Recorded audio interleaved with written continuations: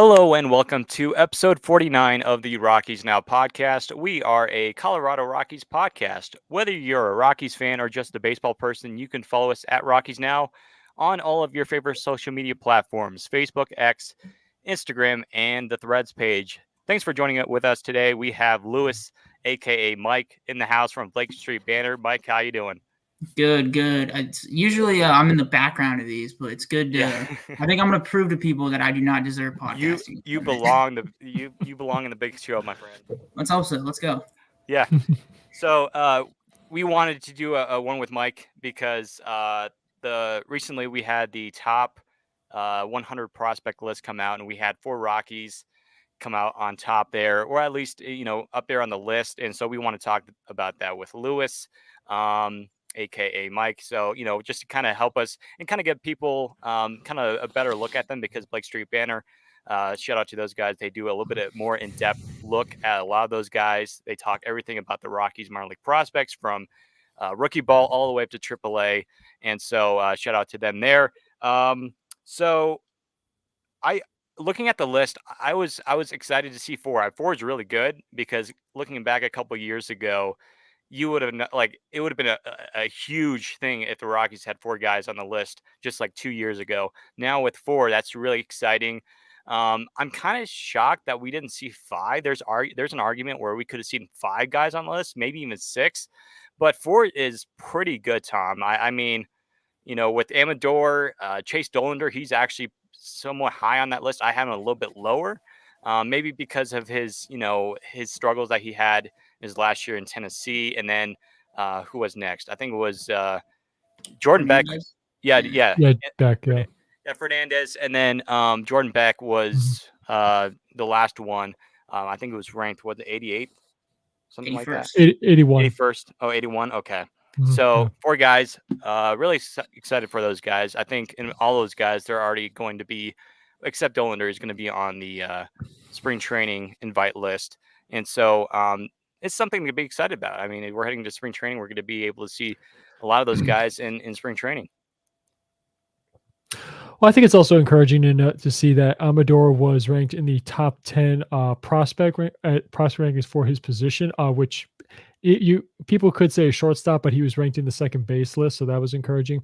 And Dollander was in the top 10 right-handed pitcher prospects. I believe he was not number 9, I believe, which is still encouraging. I think just his ranking is. You did comment about his struggles and such in his last year at college, but I think his rankings are also not just more than that, but mostly just based on potential. He was a high draft pick, so but it is encouraging to see him just almost in the top 50, which is encouraging, which is good.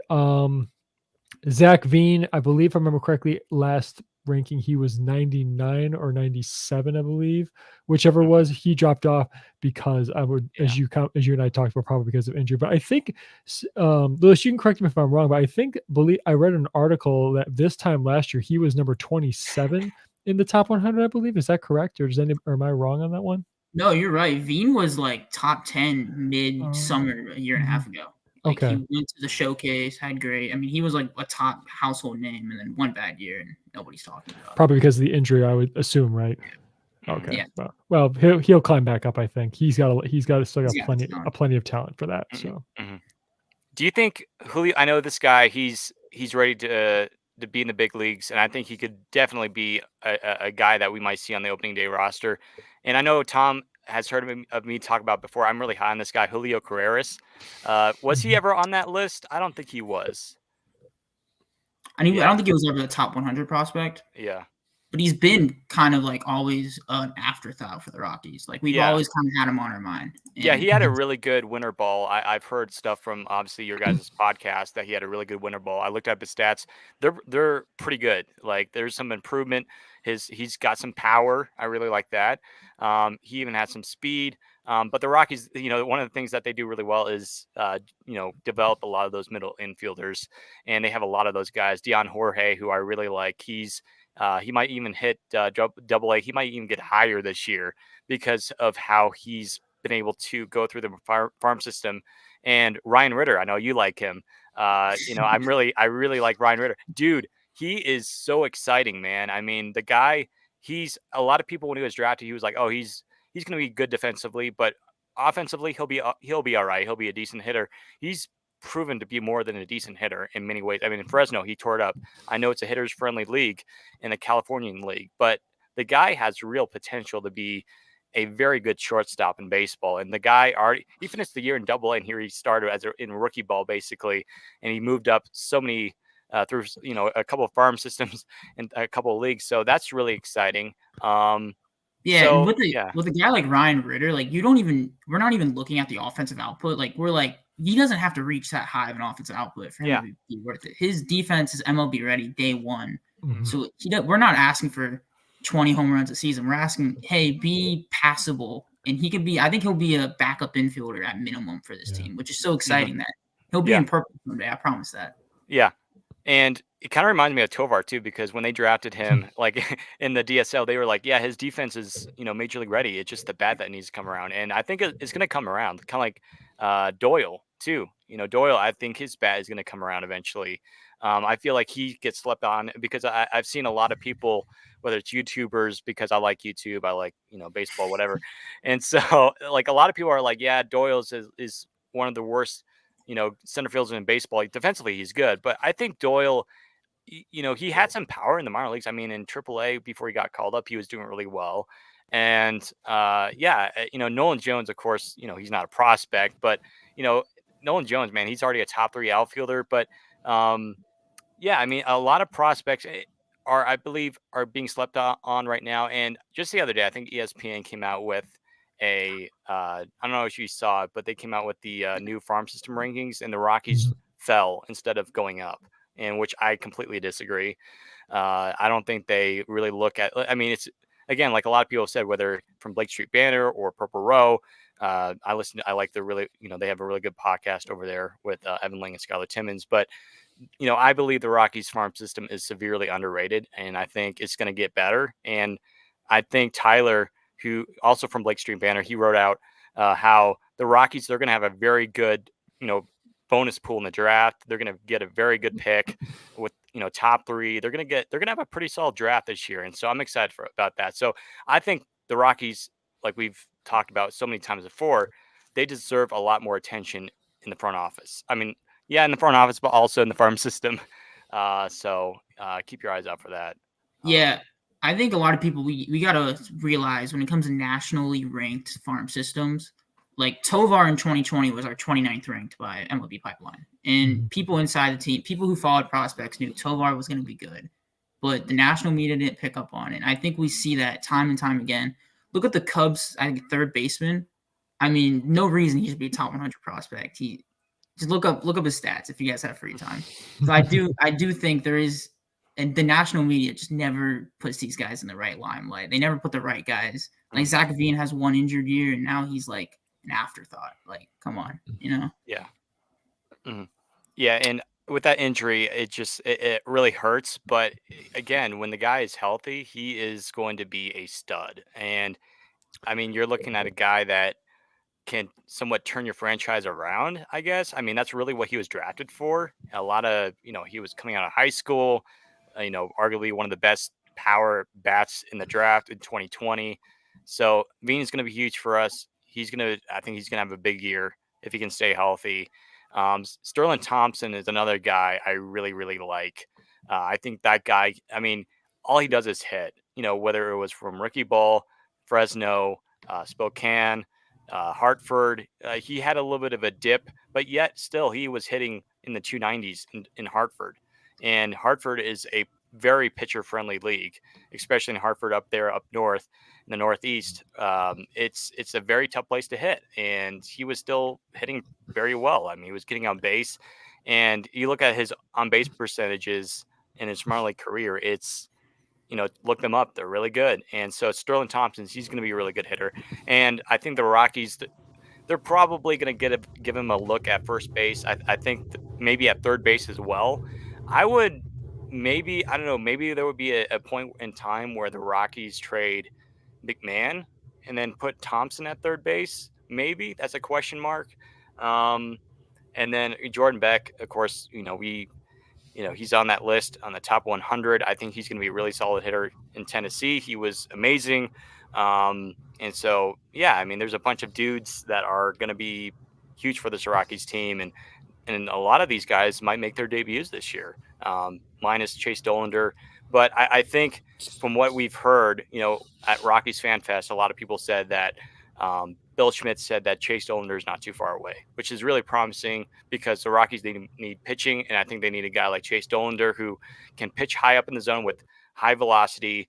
Because sometimes sinker ballers, in that ballpark, you tend to want to go toward guys that throw the sinker, but I think with guys like John Gray, who succeeded at Coors Field in his career, that's what the Rockies need. And I think, yeah, the numbers might not be too pretty, but look at John Gray. He loved pitching in that ballpark.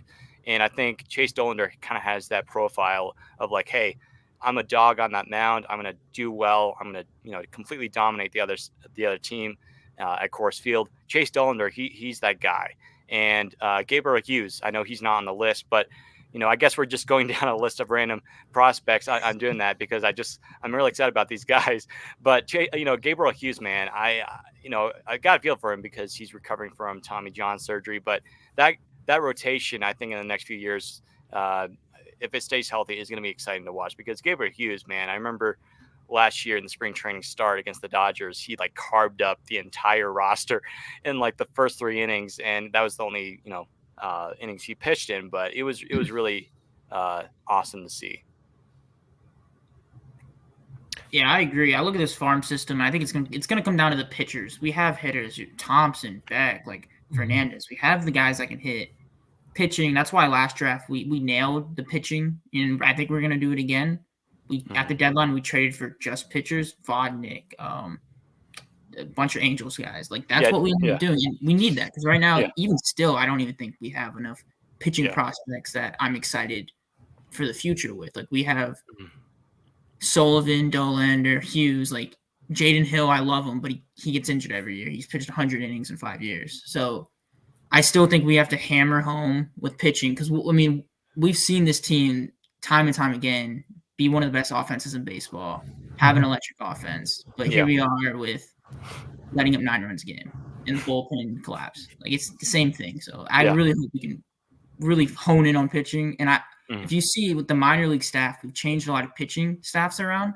I think 3 of the 4 minor league teams, all but Albuquerque, has changed a minor league pitching coach. So I do think they're definitely focusing, changing stuff because what has been in the past, I mean, other than like Feltner and Marquez, what else have we really done with the pitching prospects?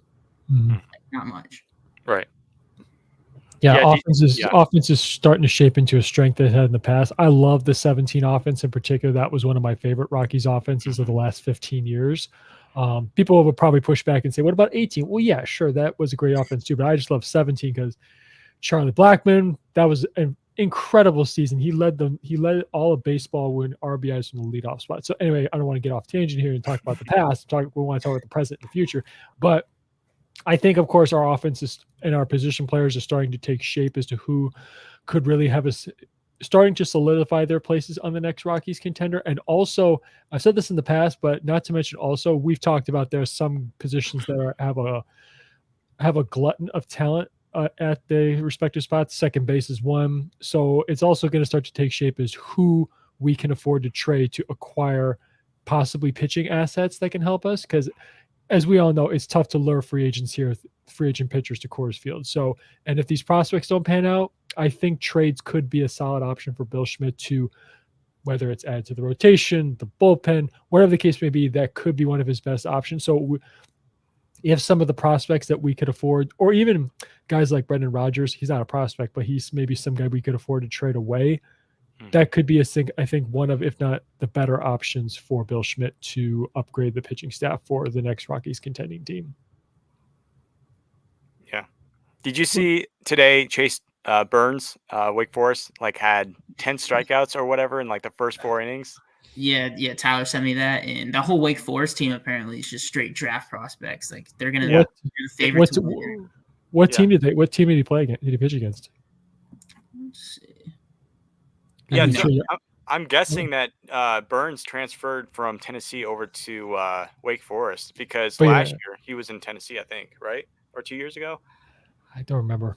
Yeah, because I saw highlights. I swear I saw highlights like 2 years ago or a year ago, and like Chase Burns was throwing dots in If Tennessee. you And I was like, Chase Burns and Chase Dollander in the Rockies rotation would be sweet.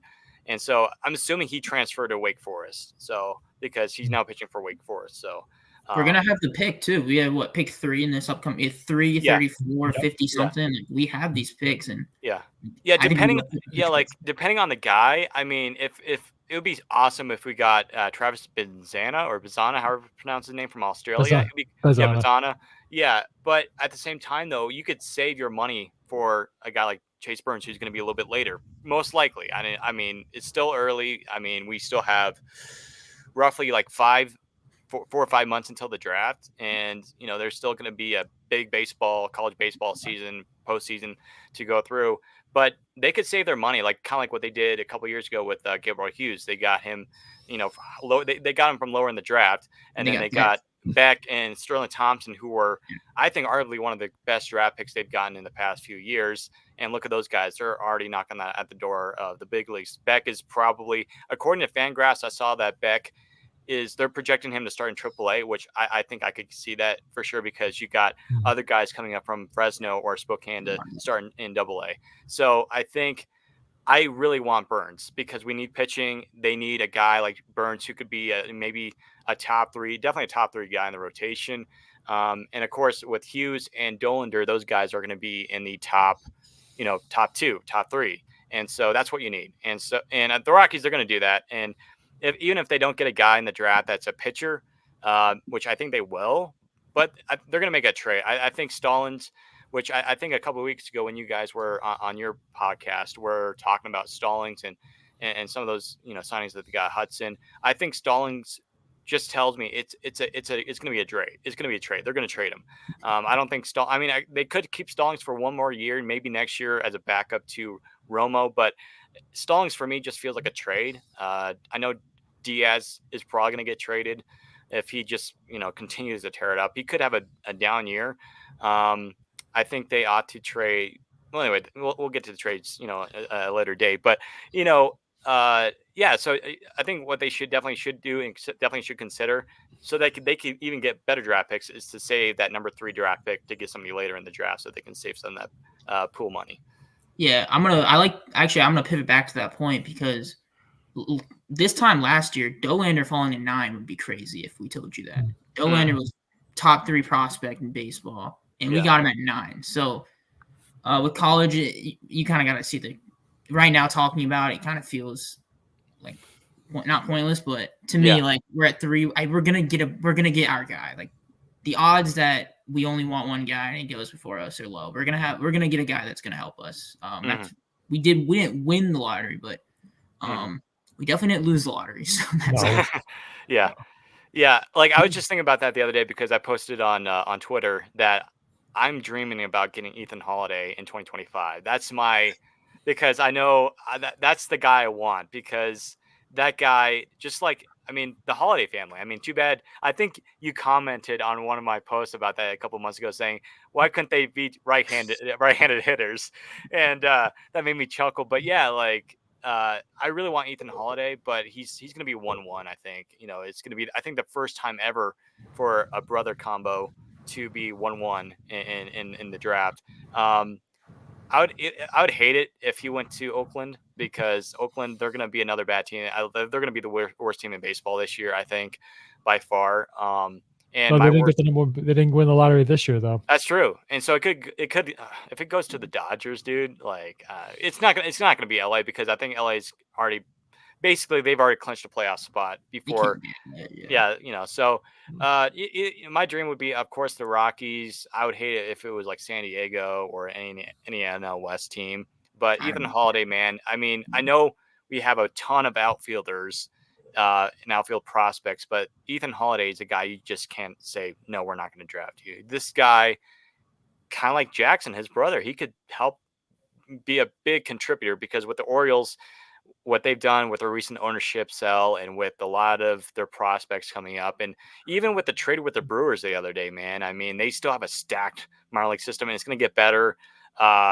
I mean, the Orioles, they're setting themselves up for success for several years, maybe in decades, with everything that's going down, and with their new ownership they're going to have. They're going to be a really good team. The Yankees, they're going to be, I don't know, man. I mean, they might make the playoffs this year, but a lot of their guys are like rentals. You know, Soto's a rental. Basically, he's a 1 year guy.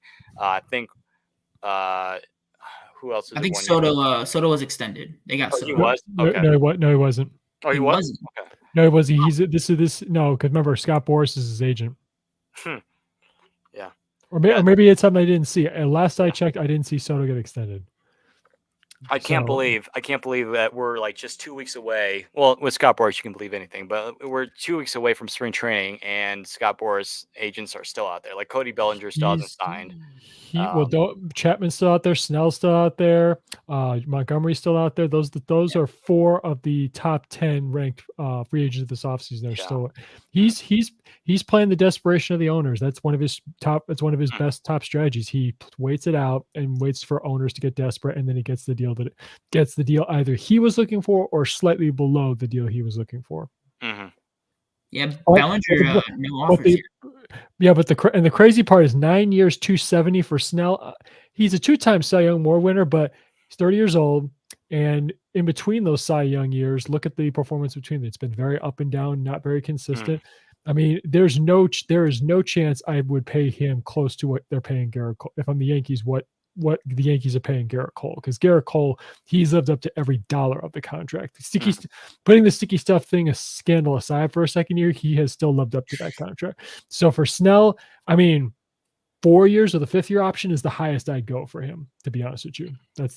But I'm not a GM. That's not my job. And I'm not an owner. It's not my money. So, but it's intriguing. That's one of his modus operandi. That's how he operates. So, but if I'm a player, I want to sign now because I want to get my living arrangements set up, my family's situation set up. But again, I'm not a baseball player. It's not my career. So, yeah, I agree. I'm gonna go back to what you said about the Orioles. I think they're kind of laying down the blueprint for teams like the Rockies, the Royals, teams that really suck. Like, hey, build up this suck. My bad, but lost 100 games. Build up the farm system. Be patient. And like, I mean, even still, the Orioles have a crazy farm system. It's the AL East is crazy. And just to go a quick comment off the Orioles trade, I don't know if we were talking about the draft. 2 recent trades that happens, draft picks were exchanged, which I don't think I don't think we've ever had that in baseball, but it rarely. I can't remember the last time something like that happened where draft picks were exchanged. Yeah, I think you can only exchange compensation. Yeah. Oh, you can't. Okay, then gotcha. Yeah, but you can't like trade regular. Yeah, it has to be compensation, which is kind of whatever. But the Orioles, it's true. I do agree with this. The Orioles, I can't remember when if their GM was exchanged during the losing or before the losing. I can't remember if it's the same GM, but the bottom line is they're set up with not just a farm system to keep adding to their contending team and keep replenishing, but they can still make trades. I mean, they didn't give up a ton of top guys in the Corbin Burns trade because, again, they're only getting him for 1 year. He's a rental player because, again, Boras is his agent. Odds are he's not going to sign an extension. But it is a great model to have off of. And like I said, Burns, before Burns, they really had John Means, I would say, is their best pitcher. People could say, what's his name? Grayson Rodriguez, but too young, not enough sample size to prove that, I think. But it is something, like I said, I go back to my other point. I think that if the Rockies want to add a solid pitching arm, for example, the Quantrill trade, he's not an elite guy, but if the Rockies want to add a somewhat elite guy, I think trade could be their best option. Mm-hmm. I think John Means is back this year, right? Yeah, he's back in the rotation. Yeah. So that'll be huge. Huge. If we build up the farm system, it makes just trading 10 times easier, especially if you usually teams will value hitters over pitchers if it's the same talent going in and out. So that's if we need pitchers, that just helps us. With the new ownership, you look at the payroll too. The Orioles are at the bottom of the league in the payroll. That's going to go up substantially. Like with the Burns new has to be paid. That's why. The owners they're gonna get free agents, and that's really the whole thing. I think with the Corbin Burns thing, I think that was a lot had to do with it, and maybe there was conversations between both, the previous owner with the Angelos family and then the new owners. Hey, let's make it like whatever. Maybe it was, I don't know. There's conversations there, but I think with the Burns thing that like kind of kicked, because the Orioles previous to that, previous to selling early this week, they had done nothing this offseason, and a lot of Orioles fans were like, "We got to do something. We got to do something. We got to get Snell. We got to get one of these guys. We need pitching. And so now they got arguably the best pitcher or one of the best pitchers in the league, and um, that Orioles team, I in my predictions, of course, this is going to be coming out later, in a few weeks when spring training starts. I have the Orioles winning over 100 games easily this year. Yeah. I mean, last year it's it's kind of crazy because with the roster that they had last year, it's kind of like, oh, you look at the team, it's like, I don't know if they're a 100 win team, but they won over 100 games last year, and I still have them winning clearly over 100 games. And I mean, there might be one or two places in the roster that would be like, hey, they can improve there a little bit. I mean, Felix Batista, he's out because I think he actually got hurt in the Rockies series when we were there in Baltimore last year, and so he'll be out for the year. But they still have a pretty solid bullpen, really good rotation. So yeah, I agree with Lewis. Is that I think with the Orioles, what they're doing, it kind of gives hope to some of these teams like the Royals, who the Nationals, even the Pirates, all these, the Rays, even the Rockies, all these small market teams. Is that you can go out and you can make solid drafts and really kind of focus on the draft. I mean, that's really what rebuilding is. But also too, it's just that it's very exciting too. I mean, the Rockies are kind of going in that route of like, okay, draft and develop, draft and develop. And sometimes, free agency isn't the best thing. I mean, usually free agency is when are already ready to, go for the playoffs. But, so I like what the Orioles are doing. They're doing a fantastic job. I'm super excited to see them this year because I think they're going to be, I mean, they might even be up there in the World Series favorites. As far as I'm concerned, I mean, I think in my opinion, they're the best team in the American League right now, roster wise, and just the way they're constructed. But even, in Jackson Holiday, he's not on the opening day roster yet, but I think he will be. I think that's just a given. I think he'll definitely be on there. Tom just texted in the chat. Orioles have Mhm. 3 players with 10 million plus salaries, which I think that's really interesting because the Rockies. I mean, I can name like Herman, Charlie, Ryan McMahon, Senzatella, Chris Bryant. Like just off the top of my head, I can name a couple. Yeah, the total payroll with those three, with all the salaries, including Burns' salary, will be about 68 million right now currently. And yeah, Burns 15.6, Kimbrel 11 point. Excuse me. Hold on, I just lost it. Just over is $12 million for this year, and then Santander is 11. Yeah, Burns is gonna have to get paid though after this year. So he will. He'll sign if he has a great year. He'll for the Royals. He'll sign a nice contract.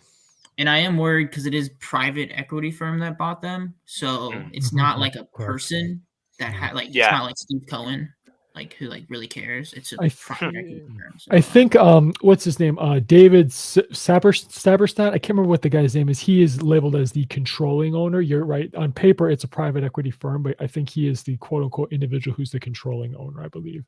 David Rubenstein. Rubenstein. That's right. I completely botched the name. Thank you.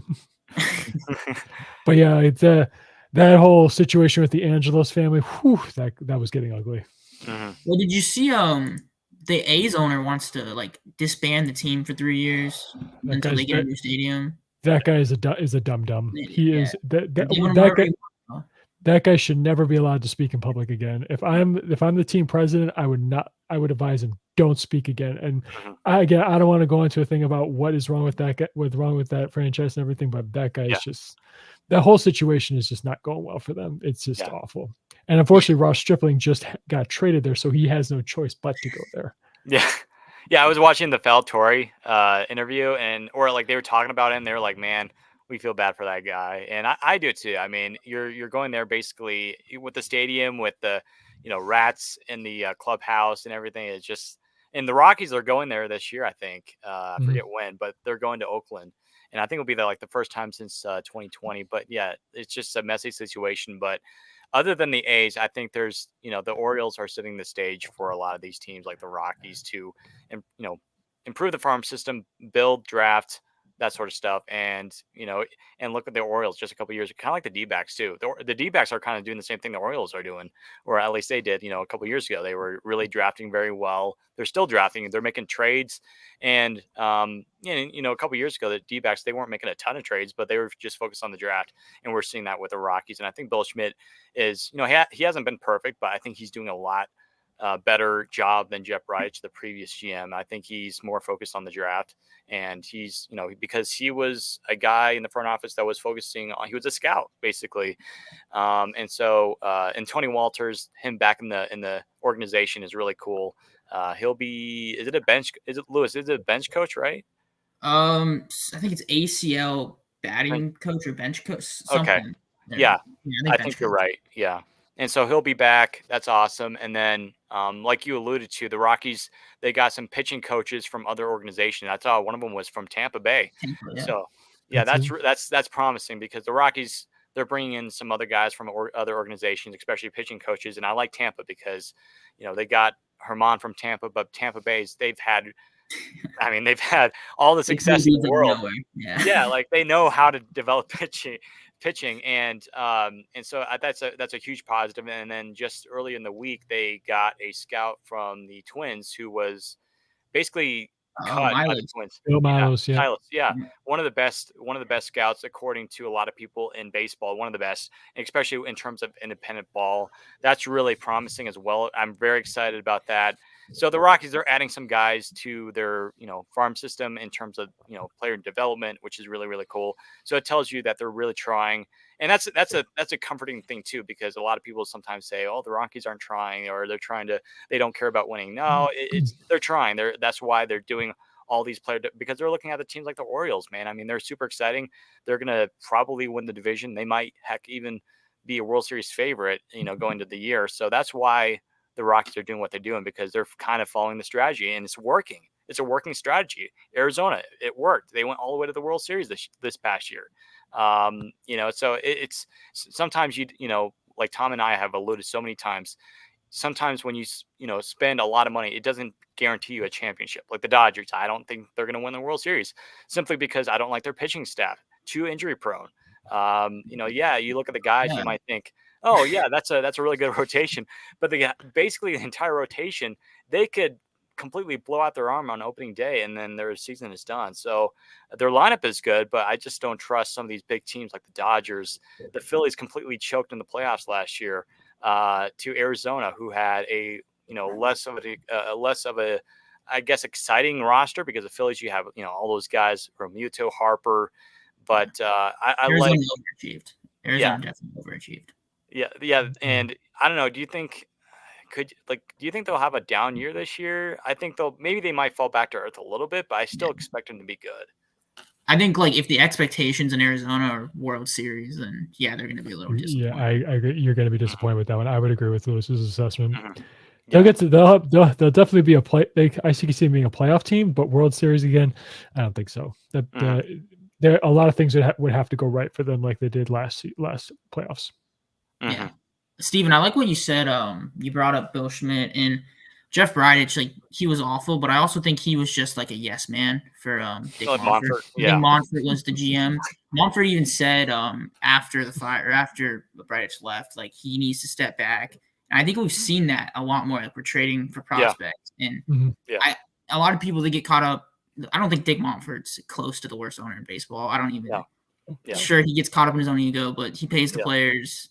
Like we I have a mid payroll and we suck Yeah, still. It's yeah, he and scouts and he's he's not afraid to spend money. Yeah, sometimes he spends in the wrong places or spends it unwisely, because we've seen the contracts with Daniel Murphy, who came up recently. I think I forget who brought it up, but Daniel Murphy and Desmond, and Chris Bryant not looking too good, because he was kind of involved with that. Where Bill Schmidt is like just solely focused on, yeah, sometimes he'll look at free agents, but really, what really the guy that got Nolan Jones was not Dick Monfort. It was Bill Schmidt, who they looked at a lot a couple years ago when they were like when the Guardians were drafting him, and they really wanted. And like I was talking to the guy on Thursday on another podcast. He was telling me about Chris Bryant nearly became a Rocky when he was drafted. The Rockies Mhm. wanted to draft Chris Bryant, and what was it, 2013, right? It was that's 13, not, yeah. yeah, 13. And so the Cubs took Bryant. The Rockies got John Gray. But yeah, I mean, I like how the Rockies, they're just going back and getting to the guys that they like really liked, and then they're bringing them back. But Yeah, like I've noticed a shift. Like it's clearly visible. I know some people think, oh, the Rockies are the same, but if you follow the Rockies closely, like we do, like Blake Street Banner does, Purple Row, us, we do, we're starting to see somewhat of a shift. We've already seen a shift, I guess, in terms of I guess front office. The in front office is has been improved than a couple years ago when we were having the whole what was it the laundry like room debacle where every like the front office staff was working in the laundry room like it's just it was silly, it was funny.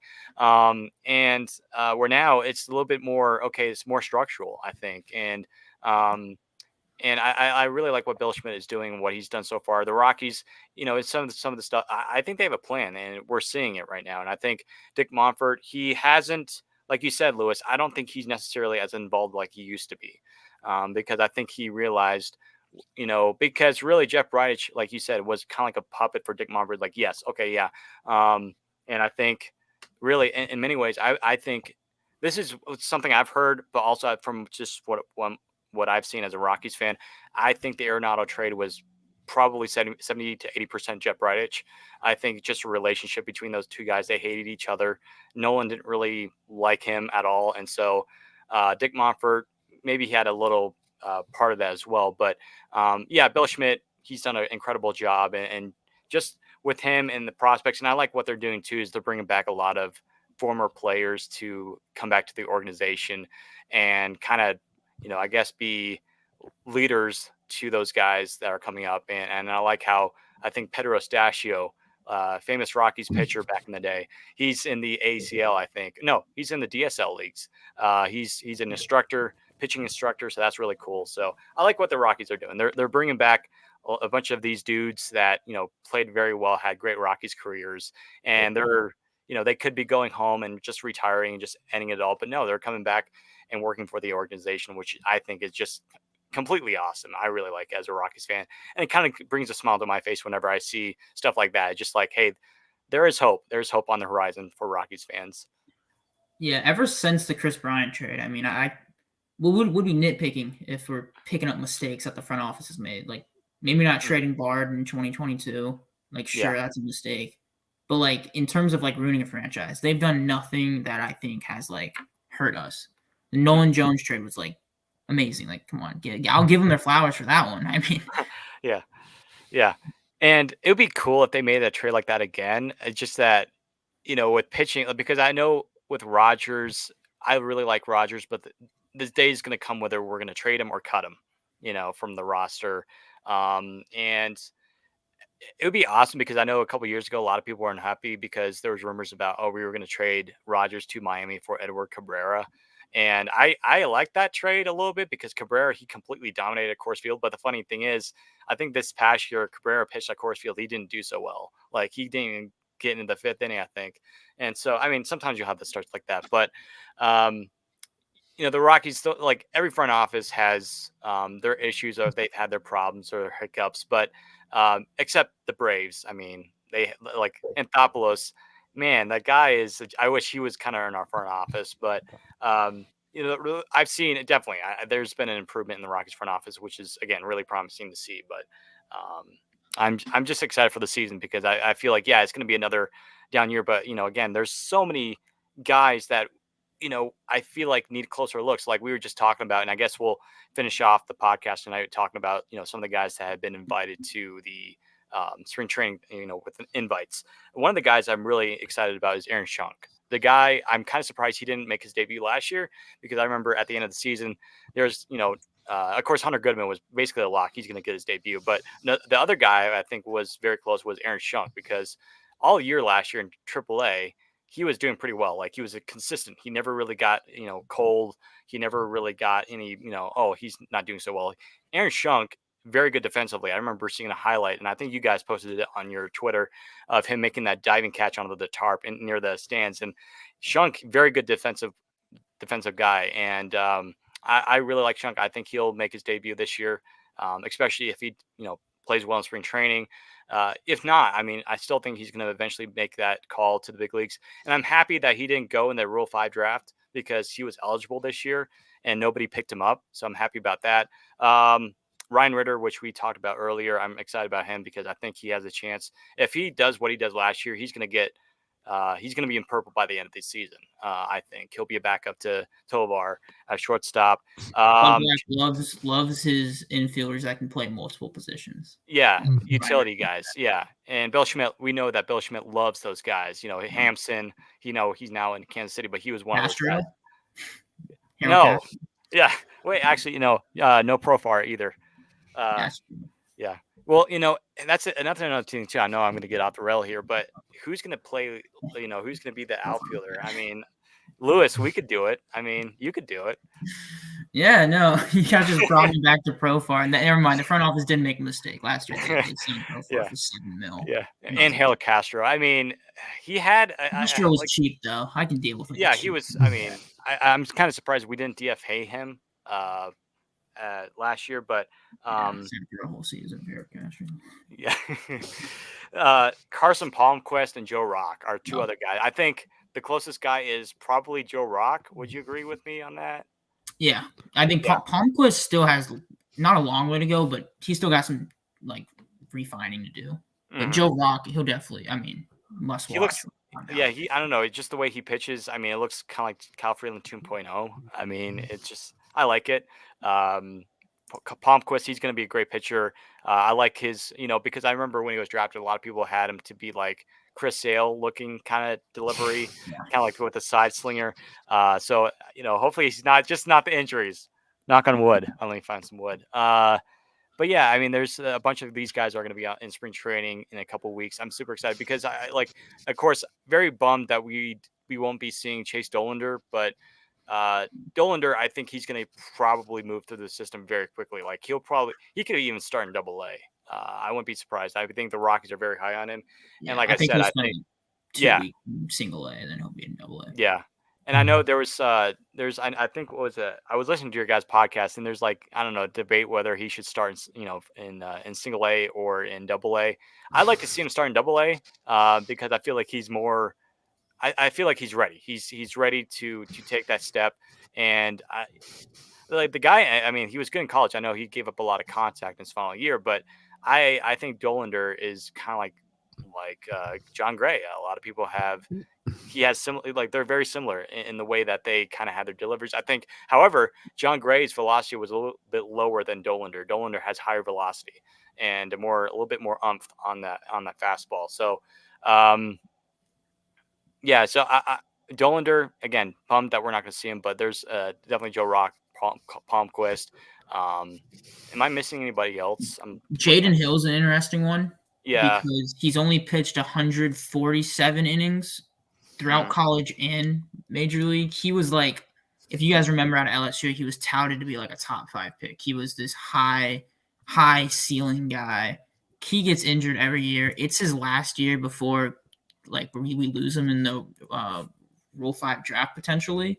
yeah. So that's why he got the invite. He's definitely not ready, but we're maximizing how much we get to look at him because he's been on this team for like 4 years and we have not seen him pitch over 150 innings. And he has talent. So if he can put it together, he's probably going to stay in the bullpen. I think he'll be in Hartford this year in the bullpen, but he's a must watch. He's got some crazy stuff. What's his best pitch? I don't know. I don't know much about him. Let's see. I know his fastball out of LSU was What about breaking pitch? Is he a slider guy, curveball guy, changeup guy? I think he's a slider. Let me check. Yeah. I know Tyler. Because looking at his profile, he's a tall guy. Yeah, no, he's got all the tools. He just can't ever put it together. Mm-hmm.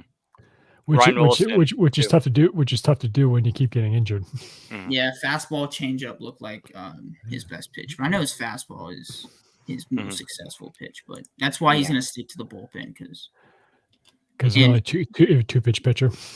Yeah. Mm-hmm. I always say if you want to be an effective starter, you've got, especially in majors, you got to have at least 3 pitches you can throw. You're confident of throwing on any count. Yep, and then you're stuck to the bullpen if you don't. Yeah, I hope Ryan Rolson stays healthy, but like Jaden Hill, he keeps getting injured, and however, I think Rolson he's going to be on the spring training roster. I think. I'm definitely looking forward to seeing how Victor Vodnik progresses this year. He, of course, was one of the big guys we got for the Braves, and Mm, that's that. In terms of pitchers, that's the pitcher I'm keeping my eye on. He's a guy that again comes from the Braves organization. They've had a history, especially under Anthopoulos, of just turning over prospects, whether it's to trade them, and they've had some most of had success in other organizations or the ones playing for them. So he's the guy I'm looking forward to. And like I said, I'm keeping an eye on the catching situation because Diaz is a free agent. Stallings is a 1-year deal with an option for next year. So, and it is tough to trade catchers at the deadline because there's always the fact that when a catcher goes to a new team, he's got to learn that pitching staff, get acclimated quickly, mm. especially if it's a catcher that they're relying on to be their everyday catcher, which Diaz has the ability to do for a contending team that wants him. Yeah, I mean, I wouldn't be surprised if we just middle of the season we DFA Stallings for MacGyver or even Romo if he's killing it. Yeah, right. Yeah, it's true. I mean, the good news is we have two options where it's because Romo and MacGyver both have good defensive capabilities, but offensively they're different. One's a righty, one's a switch hitter. So I guess it's a pretty good set of options to pick from. I want I to say agree. wasn't Braxton Fulford on the AAA roster a little bit last year? Fulford too, yeah. Mhm. Fulford's a dog too. Yeah, I guess. See, that's why I don't like the Stallings signing because I feel like we have Well, dudes that can play. I mean, Servin. I know a lot of I people don't. think I think it's because they know Stallings is okay serving as the backup catcher, whereas with the other guys, I know we just want to get them at bats, and if they Yeah. with DS being the everyday guy, and we had whether it's Roman MacGyver or Wilford, they're not going to get at bats if they're the backup catcher. So Stallings was just signed because we know he's okay being in that role for the time being. I think it would be a really good message though if we like MacGyver's been in our system since like 2019. It'd be a good message if we like reward him. Hey, here's an opening day backup catcher role. We're not going to be good anyways. Like, let's be real. Like, let's all be real here. Like, Mhm. we're not going to be the World Series winner next year. If we are, then put money on it because that'd be a great payout. But like, you could like kind of like the Winston Bernard, where it's like he's been in the minor leagues for like 11 years, bouncing team to team. And it was so cool to see him get caught up. I hope we have a couple of those moments with a lot of players. Well, if Diaz gets traded, I can see for sure MacGyver or Romo becoming the everyday guy, and then if you still have Stallings, he's the backup. That's what I see. Stallings has a good floor, especially defensively. Stallings has a good floor, so it definitely helps out the pitching staff. Yeah. Let's see here. Servin, he went to Chicago, got cut by them on waivers, and then he got cut by the Blue Jays too, I think. Tough for Servin. I mean, Servin, he just was a backup. He was never going to be a starter, but he was kind of there for depth. But I think the Rockies, they're kind of making room for Romo and Fulford and MacIver. But there's still room. I mean, who's the guy in single A, the catcher? Sorry, and I'm sorry and to Braxton Fulford. I'm sorry, I think I said Wilford when I called his name. So apologies to him. Apologies to him if he hears this. Yeah, I think Carrick, right? Oh yeah, Carrick. He can play catcher, but he's gonna be more of a. I don't think he's gonna be a catcher. So yeah, I know in the draft he was drafted as a catcher, and I think he prefers that. But the Rockies really like their utility guys, and they like to have him play. And I mean, he can play. One nice thing about Carrick is he can play outfield, infield, anywhere. He can even. I think what it was in his profile. He's played 6 different positions in college. Yeah. San Diego State. Yeah. Wow. They're gonna love him. Really good. Yeah, really good draft pick, and the guy has a really good arm. If you look at the draft videos when the draft night happened, you can see his videos. He was throwing over 100, which was really cool. Let me see here. We have a comment from Lux here. Rather have Servin than Jacob Stallings. Yeah.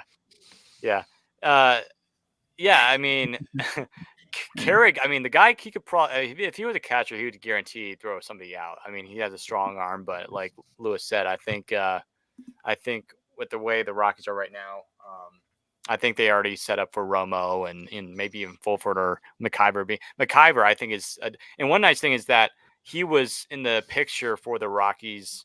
Like they went to an Avalanche game. He was in the back. So it's kind of neat that they're kind of including him in that because, I feel like a lot of people don't even know who MacIver is. And I think a lot of people are like I've said all along, the Rockies, a lot of people are underrating the Rockies farm system. A lot of their catchers, they have a lot of dogs that can, tear it up offensively, but also have, good defense behind the plate. Yeah, catching's one of those positions where it's almost like I'd rather you be a really good defender. I'd rather you be great with Yes. pitchers. Yeah. Better than anything. We can get Yes. offensive output from any other position. Yeah. Yeah, I've always said that there's the three most critical defensive positions on a baseball team are center field, shortstop, and catcher. Catcher being number one. Hmm. Yeah, 2 of the 3 So locked up for a long time. and I mean, the truth is, the Astros, they've done with Martin Maldonado at the catcher, but people say, well, they've had him; he's a terrible offensive catcher. Well, that's not what they're relying on him for. Plus, like as you point out, Lewis, it's a good example. They have plenty of other big bats in that lineup that can to the fact they can carry one defensive specialist. Or if you guys remember years ago when a guy by the name of JJ Hardy, he was a shortstop, solid. He was a Gold Glove. He was a multiple Gold Glove winning shortstop, but just subpar offensive player. But when you got Machado, Goodyear prime Chris Davis, Trumbo, and I'm blanking on the rest of the roster. But when you have a bunch of guys like that, you can afford to carry at least one, maybe two defensive specialists. Yeah, same thing with I don't know if you guys remember the name, Andrelton Simmons. Yeah. Best. I think he has the best season of all time, like WAR, like defensive WAR. Defensive WAR, yeah. Yeah. So I agree. Defense is important, and especially you don't want defense everywhere. I feel like the Rockies are kind of falling down that. McMahon has defense, Rogers has defense, Tolia has defense. It's like defense. If we don't put runs on the board, defense doesn't matter. So McMahon, like we're still waiting. Like Tom and I talked about, we're still waiting for McMahon to have that 30+ home run season. Like I can do that all day, and then will be the show, but he can't do it, unfortunately, because I want him to. Because the dude can hit absolute bombs, and Rogers, Rogers, he's got to stay healthy, but I think the writing's on the wall that he's going to be replaced by Amador, who I think like Baseball America, they, shout out to them. They make excellent articles, but they were saying that the guy, and I think I could definitely see it.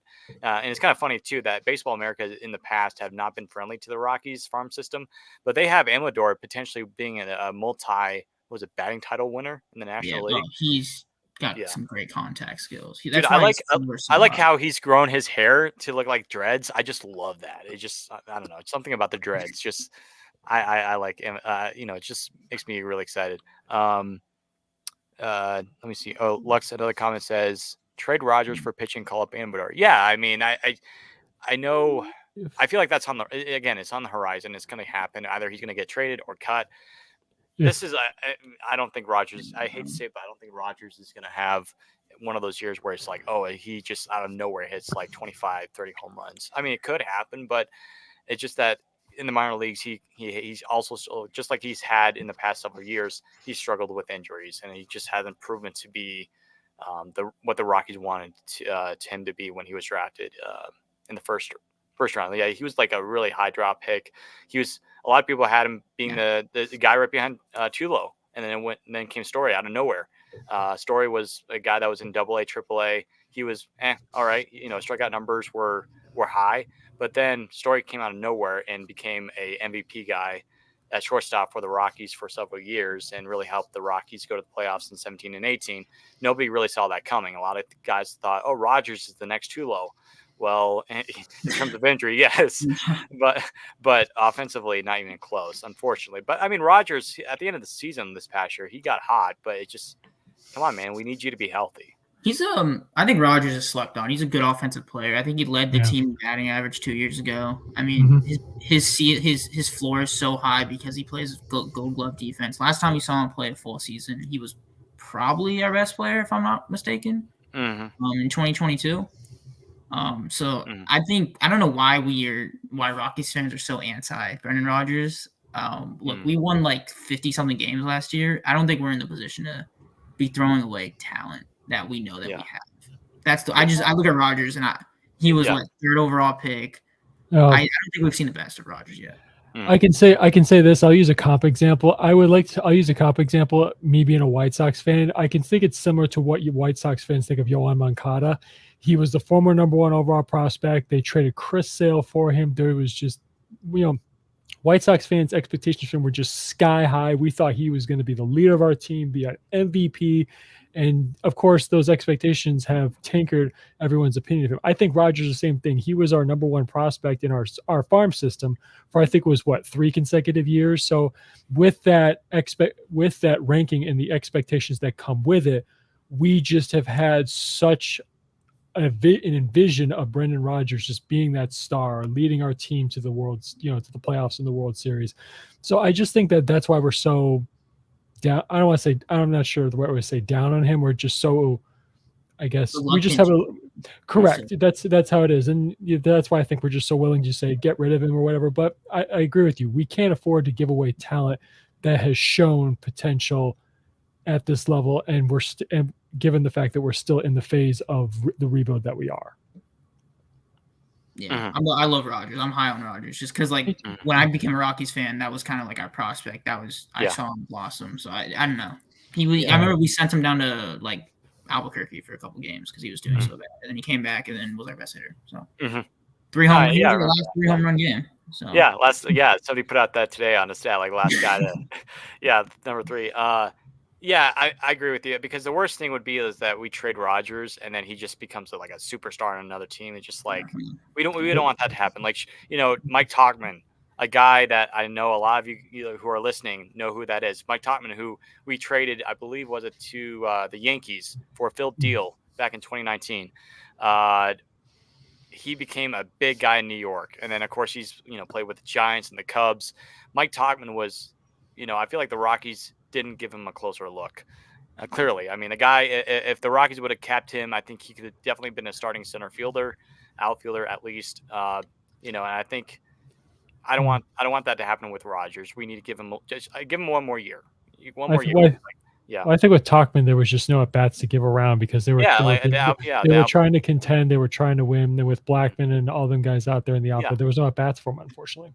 So. Yeah, and I mean, the Rockies still made the playoffs, and if they didn't make the playoffs, there's an argument. Yeah, well, they could have given at bats to Tauchman or a little bit more to Pat Valaika, some of those guys. But I mean, Pat Valaika, he didn't make any big splashes after he left the Rockies. But I just don't want the Rockies, like you guys said, I don't want the Rockies to necessarily waste talent, because he still has another year left in his control, and then he's a free agent after this season.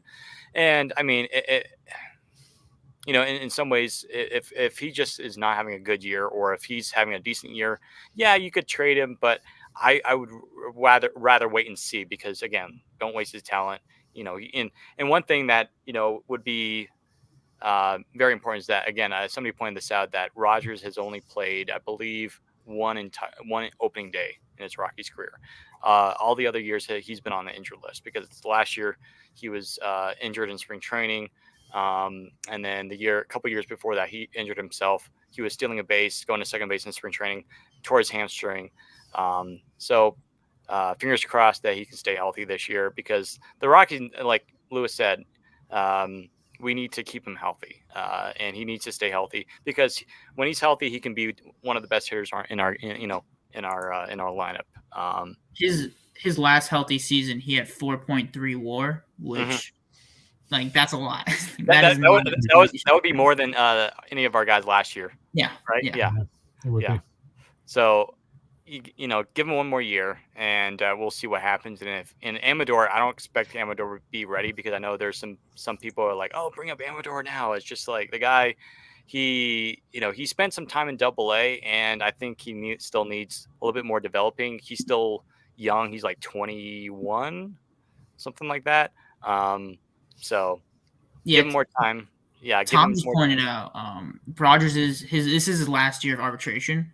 So if he does rake and we really like Amador, I'm not against trading him at the deadline. Like if Amador is still hitting great and Rodgers is on his way to 4 WAR again, I'm not against trading him, but I just like Rodgers. And someone also commented, like, we have a lot of outfield. I agree. And then the guy also said keep Chris Bryant healthy, which I think my hot take with Chris Bryant is he's going to have a bounce back year. He has too much talent to be wasted and not, like, come on. That dude has such natural talent.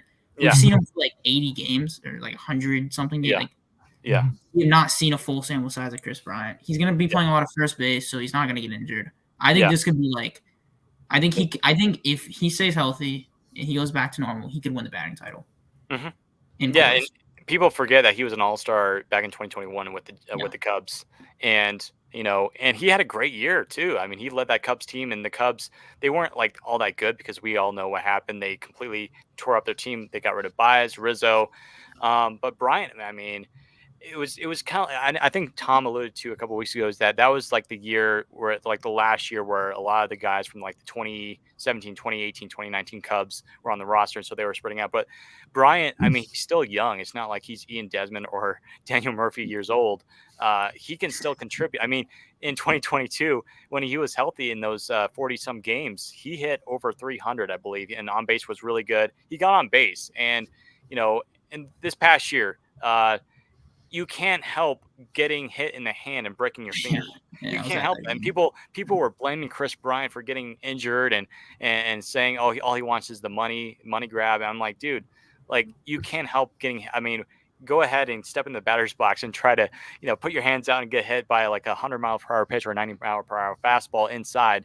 Like it's not his fault. And I think Chris knows that, and I think he's gonna have a big year. I think he's going to play more than 145 games this year. Yeah. I really do. First base, yeah, for sure. Yeah, first base. Yeah, I mean they're going to play him in right field occasionally if like Montero or Goodman play first base. But I think according to the Rockies depth chart, they're going to have Montero at first base, where Goodman's going to be more right field.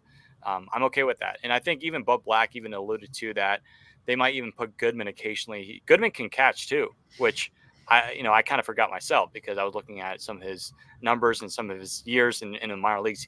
Goodman catched, and he was a decent catcher, but they really like, again, a lot of these players like Cole Carrig, they really like his utility, and so they're going to have him be at first base or in right field.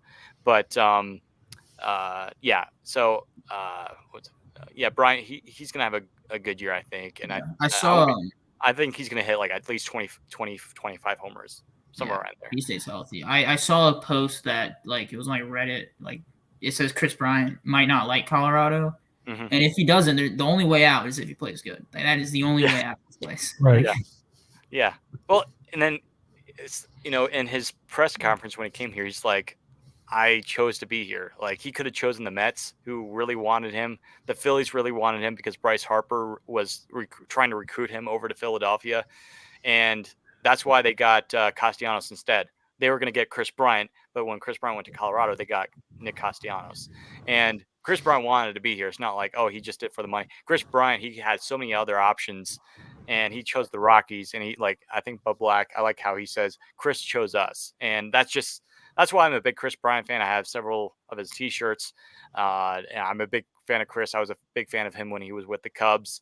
And I'm happy he's still with us. I really want him to be healthy, and I think he'll be fine. I mean, it's just 2 years. I know, it's not like a Anthony Rendon situation. Chris Bryant wants to play, and so I'm Yeah. excited. I'm excited for this year. I think again, Chris Bryant, he'll be fine as long as he just doesn't get hit in the hand. He'll be fine. And again, he's actually still very athletic. He's fast, very good arm, very good arm. I mean, if you've seen some of his throws from right field, he can be on the money. I mean, I remember a couple years ago he threw somebody out from right field on the money to third base. So, Don't forget the throwing Desmond at second in the 2018 oh wild yeah, card game. wild card game, yeah, because we were doing our Rockies recap, which we need to redo that soon.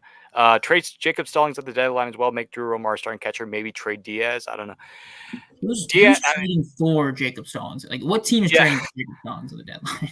yeah. I mean, maybe defensive stuff. I don't know. Like, I don't know about I can't remember the last time a team at the deadline traded for a backup catcher.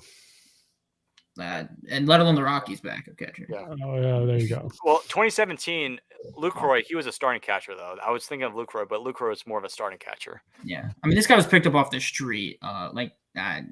Unless he plays super well, like maybe he hits league average and plays Mhm. elite defense, like maybe a contending team Mhm. with an offensive like catcher would want him as a backup. But there's so many better options out there that are probably younger and proven. And I Yeah. do agree, we cannot trade Charlie Blackman. That is Yeah. Well, This He's I've also this year is gonna be his last hurrah year. Like he's gonna retire at the end of this year. It's already written on the wall. I mean, it'd be going nice. out with an MVP. Yeah. Hmm. Yeah. It'd be nice, I guess, if he was like, hey, I want to stay for a couple more years. I want to, win a championship with the Rockies. Then yeah, but at the same time though, I mean, with everything that's like it's I think it's written on the wall already that this is going to be his last year, which is sad for me because I really like Chuck. He's been one of my favorite players ever. And I think it's sad that he won't have a championship unless if the Rockies just do a Arizona Diamondbacks, thing where they just sort of shock the entire world and they just Yeah. beat the Dodgers in the NLDS and then they beat the Phillies in the NLCS and they go to the World Series, beat the Orioles. But yeah, I feel bad for Charlie, but this is going to be his last year. The Rockies, there's no way on earth they're going to trade him in. At the FanFest thing, they said that shout out to Purple Row, but they said that Bill Schmidt approached Charlie last year and said, "Hey, what do you want to do? Like, do you want to get traded? What do you want to do?" And Blackman was like, "I want to stay here." And so I think just like I want to end my career here. So that's awesome. That got to give credit to Chuck for him doing that and kind of staying, I guess, loyal to the Rockies fans and the Rockies team in the front office is just it's very important because I think it just really helps, especially some of the younger players too. That it can with the losing recently and the losing records, the non-playoff years, it's tough as a player, but yet it's kind of like home. This is the fans, especially, are a big part of the reason why a lot of these players stay. Um, Yeah, I think the worst mistake you can make, like if you're Charlie Blackmon, is to like play until you're like legitimately bad. We see that a lot in sports, and it kind of just sucks. Like that's like our last image of you. So mhm, I hope he does retire. Like he's the reason I'm a Rockies fan. mhm, But it would suck to see him like try and like hang on to it. I mean, mhm. he deserves to pack it up and retire Yeah, and enjoy yeah. his lifelong vacation that will be after baseball. Fishing trips up in the mountains. Yeah. Yeah, yeah. Let me see here. Luke's says exactly. We could have signed Gary Sanchez for. Yeah, he's Gary Sanchez is still available, I think. Uh, and the Rockies were interested in him last year, but they got Austin Win. No, they And got comes Austin down Wins to later. Yeah, defense. later in the season. Comes down to defense, I Yeah, think. it was. Yeah, and I'm gonna miss Austin Wins because he wasn't like bad offensively. He just the experience at the behind the plate. Wins was actually a very nice catcher, and now he's with Pitchers the loved him. Reds. Yeah, Pitchers they loved him. a lot Yeah, better with him. Yeah. yeah, and We I we went guess on like a streak of yeah, winning with Boston wins. yeah. We've won. I'm sorry. Yeah, and Stallings, I know his offense is absolutely terrible. He'll probably get like 1 or 2 home runs this year, but from what we've heard, a lot of pitchers actually like Stallings too. Like, was it who was it? Oh yeah, it's Alcantara. Some of the Marlins pitchers they really Yeah, like yeah. throwing to him, and so I think that's gonna be a positive for some of the Rockies guys. It's just that for Marquez and Senzatella, they won't be pitching to him at all this year. They won't be back. Maybe Marquez, maybe in like September, but Yeah. Senzatella, they're saying that Senzatella is going to be out for the entire Yeah. season. So, um, yeah, it would have been nice to get Gary Sanchez, but again, Jacob Stallings, I understand the move. I'm not a huge fan of it. I understand it. It's just like, okay, it's just for depth, but it would have been Yeah. nice. I mean, maybe they will, maybe, I don't know, maybe Braxton Fulford or Willie McIver will break out in the spring training. Maybe they'll be like, hey, here's our backup. We'll have Yeah. Jacob Stallings be a starting catcher in Albuquerque. And, if one of those guys goes down in the big league roster, we'll call up, Stallings. But, I worry because last year Tolia had like such a good spring training and and he just fell off. still started in Yeah. AAA. So it was Yeah. like, all right, well, I'm still high on Toglia because I know he's been really trying to fix his swing. I think that's a lot of it. A lot of it is his swing, kind of like McMahon too, because Tom and we've talked about McMahon and how there's some holes in McMahon's swing, especially he can't stop swinging at the pitch up and outside, like way up. He can't stop swinging at that, and also like the breaking balls away and low. And McMahon, Toglia, those guys, they need to improve that. Montero too. Like Montero, he started improving at the end of the season. And I think Montero could be a very a huge piece of the bench. And I'm happy that those guys are actually finally going to be able to be on the bench instead of being like a backup bench guy. Where the Rockies last year they had Harold Castro on the bench, which they didn't really need him. Yeah, Profar, and started. yeah, he was a starter for most of the He was our at lead least the off first half of start. the year. Yeah, for the first several months, and it's just We like had Daza. Daza came off the bench until he got yeah. DFA'd. Yeah, and I was just today I was seeing Jonathan Daza's story on Instagram? Is he still with the organization or is he just a free agent? I don't think so. Yeah. I Yeah. doubt. Daza, I mean, defensively, I'd rather have over 1,000,000%. I'd rather have Doyle than Daza. Yeah. Not a knock on Daza, but defensively, I mean, Doyle, you take Doyle every single day. I mean, the guy is going to be, and it's already the best center fielder we've ever had defensively in franchise history. Um, so we got Gaza just provides no pop in the bat. Like there's zero power to his game. yeah, average one home run a year. Not what you want. In the Rockies, they need power, and Nolan Jones has that. Doyle, he has the potential to be that. He's still young. Tovar, I forget how many home runs he had, but Tovar has power, and he's only 21. And Tovar, he's going to get some power. I think he could definitely be a 20 plus, maybe even 25 plus home run guy once he, gets into it, gets into it a little older age, once he matures a little bit more. Toglia, man, if Toglia can get it together, I mean, I remember how good he was in the lower minor league system. He was so good. He was near the front part of the Rockies. I mean, he wasn't like the number one Rockies prospect, but he was in like the top 5. He was like basically right behind Zach Veen and many of the mocks, top prospects for the Rockies. So, he was big out of college at UCLA, right? UCLA, yeah, they loved him down there, and even still, I still see like sometimes I'll see posts from UCLA people, retweeting it at least when he does something good. So yeah, that's good. I like Tolia. I struggle. He's a first baseman. I want pop out of my first baseman. We look at like Helton. Even Crone had some pop. He had a couple. I mean, Crone had Crone zone. Yeah. Yeah, the Crone zone. No, I want like a first baseman who just like has like screw you power and can like really flip a game over, which I don't think we have that yet. Yeah. I mean, Bryant, if he could stay healthy, he has some power. Bryant has power. And I mean, a couple years ago, he had 5 home runs in 1 week, and like he had 3 or 4 of them in Arizona. I remember that. So Bryant has power. It's just that he just needs to stay healthy. But right now, you need to look more toward like the younger guys like Montero or Hunter Goodman. Hunter Goodman has the power. Like, power. Yeah, there you go. Yeah, because he was like the best. He was actually named the best minor league player last year in AAA, or at least something like that. But like Goodman was hitting like home runs every single day down in Albuquerque. So Goodman has that power. Montero has that power. So we're just waiting to see if one of those guys break out, and hopefully they do. Yeah, but I think so far we've had a good night. Talked about the Rockies, Rockies on the top 100 prospect list, and then we talked about the some of the invites that are going to be coming to spring training, and a little bit about the Orioles and some of the future for the Rockies. So, Lewis, Mike from Blake Street Banner, thanks you for coming on board. With pleasure. I feel like I talked a lot. I feel like Oh, you're good, man. No, but that's why we brought you on board, man. Thank you guys for having me. It was fun. Yeah. Well, I will get you guys on a Blake Street Banner podcast sometime. Sweet, soon, cool. That'd be awesome. Oh yeah. If that's it, I think that'll do it, folks. Thank you for listening to tonight's episode of the Rockies Now podcast.